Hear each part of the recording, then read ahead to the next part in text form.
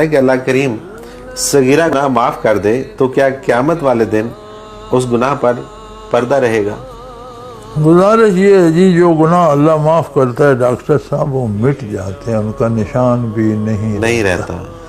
زخم بھر جائے نا تو نشان تو چھوڑ جاتا ہے، جو گناہ مٹ جائے اس کا نشان بھی نہیں رہتا۔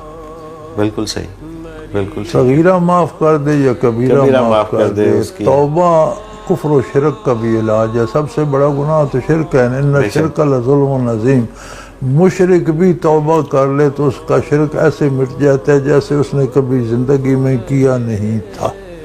بالکل صحیح، بالکل ٹھیک۔ اللہ جب معاف فرماتے ہیں تو پھر داغ واغ باقی نہیں رہتے، لیکن شرط یہ ہے کہ خلوص دل سے توبہ ایک عمل کا نام ہے، قول کا نہیں۔ صحیح۔